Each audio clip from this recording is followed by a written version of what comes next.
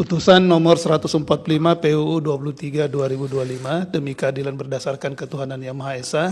Mahkamah Konstitusi Republik Indonesia yang mengadili pengujian undang-undang pada tingkat pertama dan terakhir menjatuhkan putusan dalam permohonan pengujian undang-undang nomor 40 tahun 1999 tentang pers terhadap Undang-Undang Dasar Negara Republik Indonesia tahun 1945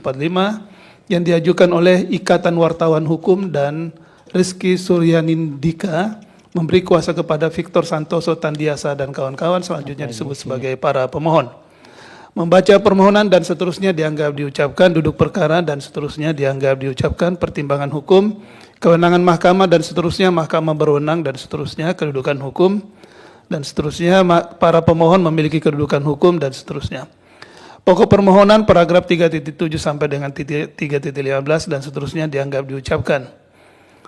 Menimbang bahwa selanjutnya Mahkamah mempertimbangkan dalil para pemohon yang bermuara pada persoalan frasa perlindungan hukum dalam norma pasal 8 Undang-Undang 40 1999 yang menurut para pemohon dengan berlakunya pasal akuo menimbulkan ketidakpastian hukum dan seterusnya dianggap diucapkan. Terhadap dalil para pemohon akuo, Mahkamah mempertimbangkan sebagai berikut.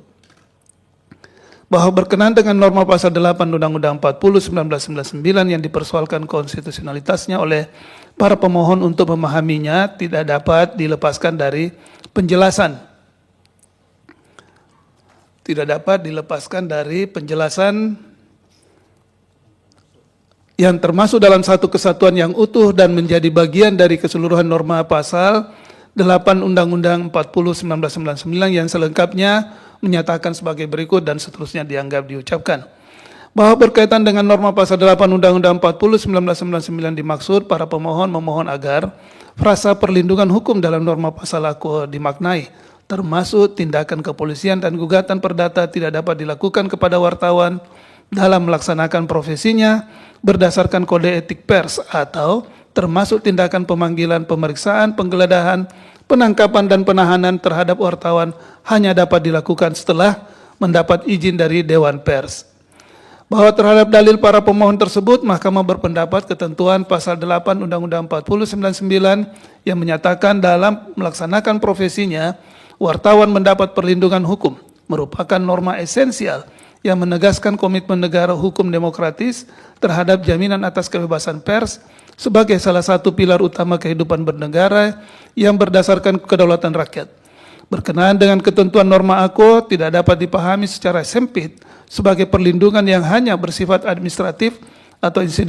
insidental saja, melainkan harus dimaknai sebagai pengakuan dan penegasan bahwa produk jurnalistik pers adalah bagian dari implementasi terhadap hak konstitusional warga negara, khususnya hak atas kebebasan menyatakan pendapat dan hak untuk memperoleh serta menyebarluaskan informasi kepada publik atau masyarakat.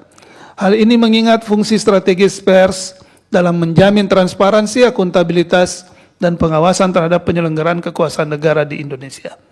Bahwa selanjutnya menurut Mahkamah ketentuan norma pasal 8 Undang-Undang 40 1999 berkenaan dengan tugas wartawan dalam melaksanakan profesinya memiliki arti bahwa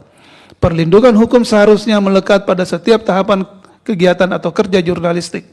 mulai dari proses pencarian dan pengumpulan fakta, pengolahan dan verifikasi informasi hingga penyajian, penerbitan, dan penyebarluasan berita kepada publik atau masyarakat. Sepanjang seluruh rangkaian dan tahap kegiatan dimaksud dilakukan secara sah berdasarkan prinsip profesionalitas, kode etik jurnalistik, dan ketentuan peraturan perundang-undangan yang berlaku, di mana wartawan tidak dapat diposisikan semata-mata sebagai subjek hukum yang secara serta-merta dengan mudah langsung dapat dikenakan sanksi pidana, gugatan perdata maupun tindakan kekerasan atau intimidasi. Oleh karena itu, pasal 8 Undang-Undang 40 1999 berfungsi sebagai norma yang menjadi dasar safeguard norm agar profesi wartawan atau jurnalis tidak terhambat oleh rasa takut akan kriminalisasi, gugatan yang bersifat membungkam, strategic lawsuit against public participation, maupun tindakan kekerasan dan intimidasi baik yang dilakukan oleh aparat negara maupun oleh masyarakat lainnya. Bahwa berkenaan dengan penjelasan pasal 8 Undang-Undang 40 1999 yang mempertegas makna perlindungan hukum sebagai jaminan perlindungan dari pemerintah dan atau masyarakat kepada wartawan dalam melaksanakan fungsi, hak, kewajiban, dan perannya sesuai dengan ketentuan peraturan perundang-undangan yang berlaku. Hal demikian menunjukkan bahwa perlindungan hukum terhadap wartawan tidak hanya bersumber dari kewajiban negara, melainkan juga merupakan tanggung jawab sosial masyarakat dalam menghormati dan menjaga independensi serta kebebasan pers. Dalam batas penalaran yang wajar, konstruksi hukum demikian memiliki makna perlindungan hukum tidak bersifat sepihak, melainkan kolektif dan sistemik yang bertujuan menciptakan kebebasan pers yang bertanggung jawab, beretika, dan berintegritas. Bahwa oleh karenanya menurut Mahkamah fungsi, hak, kewajiban, dan peran wartawan sebagaimana dimaksud dalam penjelasan pasal 8 Undang-Undang 40 1999 harus dipahami secara utuh dan komprehensif sebagai satu kesatuan yang tidak terpisahkan dengan ketentuan norma pasal 8 Undang-Undang 40 1999. Dalam kaitan ini, wartawan menjalankan fungsi pers dan jurnalistiknya untuk memberikan informasi, pendidikan, dan hiburan, serta kontrol sosial. Selain hal tersebut, wartawan juga diberikan kewajiban untuk menjunjung tinggi kebenaran, akurasi, dan menjaga etika jurnalistik. Dengan demikian, perlindungan hukum yang diberikan bukanlah perlindungan hukum yang bersifat absolut atau mutlak, melainkan perlindungan yang bersyarat dan tunduk pada kepatuhan terhadap kode etik jurnalistik dan peraturan perundang-undangan. Oleh karena itu, sepanjang wartawan bertindak dalam kerangka kepatuhan terhadap kode etik jurnalistik dan menjalankan peraturan perundang-undangan, termasuk menjalankan kewajibannya secara sah, maka negara dan masyarakat berkewajiban memastikan tidak boleh ada tindakan sewenang-wenang, termasuk tindakan yang bersifat represif, tekanan atau intimidasi yang dapat mengganggu dan menghambat pelaksanaan kebebasan pers. Bahwa secara sistematis pasal 8 Undang-Undang 40 1999 beserta penjelasannya harus ditempatkan dalam kerangka besar Undang-Undang 40 1999 yang menegaskan kebebasan pers sebagai perwujudan hak asasi manusia dan sebagai sarana untuk mewujudkan kehidupan serta negara demokratis yang sehat. Perlindungan hukum terhadap wartawan bukan semata-mata ditujukan untuk melindungi individu wartawan, namun juga bertujuan melindungi kepentingan publik yang lebih luas, yaitu berkenaan dengan hak masyarakat untuk mengetahui informasi yang valid, akurat, dan berimbang. Oleh karena itu, dengan adanya fakta empirik terdapat wartawan yang menghadapi proses tuntutan hukum akibat menjalankan fungsi wartawan, fungsi jurnalistiknya, yang kemudian dituntut melalui ketentuan pidana yang diatur dalam Kitab Undang-Undang Hukum Pidana, KUHP, gugatan perdata melalui Kitab Undang-Undang Hukum Perdata, KUH Perdata, termasuk ketentuan undang-undang yang mengatur mengenai informasi dan komunikasi elektronik, yaitu Undang-Undang Nomor 1 Tahun 2024 tentang perubahan kedua atas Undang-Undang Nomor 11 Tahun 2008 tentang informasi dan transaksi elektronik, Undang-Undang 1 2024, dan sanksi pidana yang terdapat dalam undang-undang lainnya. Bahwa menurut Mahkamah penggunaan instrumen penuntutan hukum baik secara pidana maupun perdata terhadap wartawan yang secara sah sedang menjalankan fungsi jurnalistiknya telah ternyata berpotensi terjadinya kriminalisasi pers, yaitu keadaan di mana proses hukum digunakan bukan untuk menegakkan keadilan hukum semata, melainkan berpotensi membungkam kritik, membatasi arus informasi, atau menekan kebebasan berekspresi. Dalam konteks ini, Mahkamah menilai bahwa wartawan memiliki posisi yang secara inherent rentan, vulnerable position, karena aktivitas jurnalistik kerap bersinggungan dengan kepentingan kekuasaan politik, ekonomi, maupun sosial. Oleh karena itu, pemberian perlindungan hukum yang bersifat khusus dan afirmatif kepada wartawan bukanlah bentuk keistimewaan yang melanggar asas persamaan di hadapan hukum, equality before the law, melainkan justru merupakan instrumen konstitusional untuk mewujudkan keadilan substantif. Bahwa dalam kaitan ini Mahkamah perlu menegaskan kembali ketentuan Undang-Undang 40 1999 dibentuk adalah sebagai lex specialis yang mengatur secara khusus aktivitas atau kegiatan jurnalistik, termasuk mekanisme penyelesaian sengketa yang timbul akibat pemberitaan yang melekat dengan perlindungan hukum terhadap wartawan, sehingga perlindungan sebagaimana dimaksud menjadi inseparable atau menyatu erat sepanjang wartawan menjalankan tugas jurnalistik secara personal, secara profesional, beretikat baik, dan tunduk pada kode etik jurnalistik serta ketentuan peraturan perundang-undangan, khususnya ketika sedang menjalankan tugas dan kewajiban profesinya secara sah.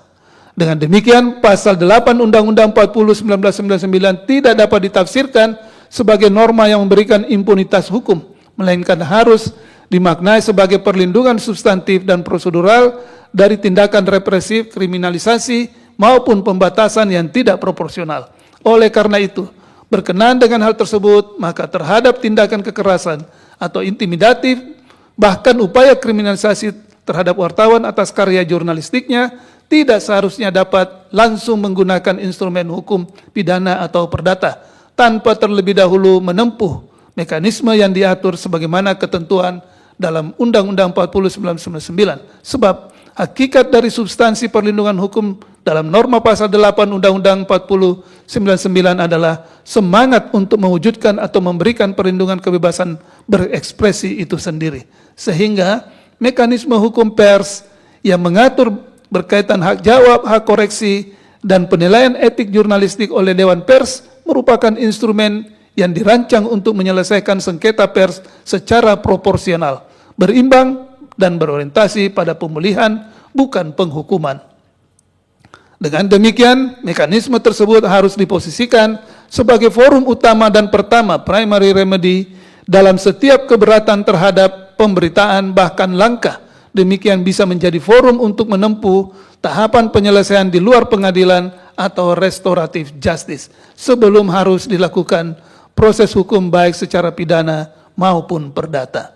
Bahwa lebih lanjut, apabila sanksi pidana atau perdata tidak digunakan secara ultimum remedium terhadap wartawan dalam menjalankan tugas dan fungsi jurnalistiknya sebagai pers, maka negara secara tidak langsung mengabaikan prinsip due process of law dalam konteks kebebasan berekspresi. Terlebih lagi, penegakan hukum yang demikian tidak hanya berpotensi melanggar hak konstitusional wartawan, tetapi juga mengancam hak masyarakat luas untuk memperoleh informasi yang valid, akurat, dan berimbang, sehingga berakibat pada pers tidak lagi dapat menjalankan fungsi kritik dan kontrol sosial secara optimal dalam negara hukum yang demokratis. Hal ini apabila tidak diwujudkan, maka dapat merugikan kepentingan publik dan melemahkan kehidupan berdemokrasi yang berdasarkan nilai-nilai Pancasila. Bahkan, berkenaan dengan hal tersebut, Mahkamah dalam beberapa putusannya, salah satunya dalam putusan Mahkamah Konstitusi nomor 105 2024 yang telah diucapkan dalam sidang pleno terbuka untuk umum pada tanggal 29 April 2025, secara konsisten telah memperpendirian dan menegaskan bahwa pembatasan terhadap kebebasan pers, in kasus kebebasan berekspresi, hanya dapat dibenarkan apabila dilakukan secara ketat, proporsional, dan sebagai upaya terakhir atau ultimum remedium, sebagaimana pertimbangan hukum mahkamah sebagai berikut dan seterusnya dianggap diucapkan. Berdasarkan uraian kutipan pertimbangan hukum tersebut dalam konteks ketentuan atau tuntutan pidana yang berkaitan dengan informasi dan transaksi elektronik dengan cara penyebarluasan produk jurnalistik melalui media digital atau platform elektronik tidak serta-merta mengubah karakter hukumnya menjadi informasi elektronik yang tunduk pada rejim Undang-Undang 1 2024. Oleh karena itu, sepanjang pemberitaan pers tersebut merupakan hasil karya jurnalistik yang dilakukan secara sah berdasarkan kode etik jurnalistik dan peraturan perundang-undangan, maka rejim hukum yang berlaku dalam Undang-Undang 40 1999. Dengan demikian, sanksi pidana dan perdata tidak boleh dijadikan instrumen utama atau eksesif untuk menyelesaikan sengketa pers, melainkan hanya dapat digunakan secara terbatas dan eksepsional setelah mekanisme yang diatur dalam Undang-Undang 40 1999 terbukti tidak atau belum dijalankan. Bahkan bahwa berdasarkan uraian fakta hukum tersebut, apabila dikaitkan dengan eksistensi norma pasal 8 Undang-Undang 40 99 beserta penjelasannya, menurut Mahkamah norma pasal 8 Undang-Undang 40 99 tidak mengatur secara jelas bentuk perlindungan hukum dalam rangka menjamin kepastian dan keadilan hukum bagi wartawan. Sebab norma pasal 8 Undang-Undang 40 99 merupakan norma yang bersifat deklaratif tanpa adanya konsekuensi perlindungan hukum yang nyata atau real. Bahkan apabila norma tersebut tidak diberikan pemaknaan yang jelas dan konkret oleh mahkamah, maka berpotensi langsung menjerat wartawan tanpa terlebih dahulu melalui mekanisme yang terdapat dalam ketentuan Undang-Undang 4099. Oleh karena itu, mahkamah perlu memberikan pemaknaan secara konstitusional. Dalam hal ini, Pemaknaan dimaksud harus memastikan bahwa tindakan hukum terhadap wartawan dalam menjalankan tugas jurnalistiknya wajib mengedepankan mekanisme dan prinsip-prinsip perlindungan terhadap pers, termasuk berkenaan dengan gugatan, laporan, dan tuntutan hukum terhadap pers yang berkaitan dengan karya jurnalistik tidak serta-merta dapat langsung diproses melalui tuntutan hukum pidana dan atau perdata, sehingga apabila terjadi sengketa yang bersumber dari karya jurnalistik dimaksud, maka penyelesaiannya harus mengedepankan mekanisme sebagaimana diatur dalam Undang-Undang 40/99 dengan mendapatkan pertimbangan dari Dewan Pers terkait dengan penyelesaian pengaduan masyarakat atas kasus-kasus yang berhubungan dengan pemberitaan pers yang berkaitan dengan karya jurnalistik. Berdasarkan pertimbangan hukum tersebut, menurut Mahkamah, ketentuan norma pasal 8 Undang-Undang 40/99 sepanjang frasa perlindungan hukum adalah bertentangan dengan Undang-Undang Dasar NRI tahun 1945 dan tidak memiliki kekuatan hukum mengikat secara bersyarat sepanjang tidak dimaknai, termasuk penerapan sanksi pidana dan atau perdata terhadap wartawan dalam menjalankan profesinya secara sah hanya dapat digunakan setelah mekanisme hak jawab, hak koreksi, dan dugaan pelanggaran terhadap kode etik jurnalistik berdasarkan pertimbangan dan upaya penyelesaian oleh Dewan Pers tidak mencapai kesepakatan sebagai bagian dari penerapan restoratif justice. Dengan demikian, dalil para pemohon adalah dalil yang berdasar.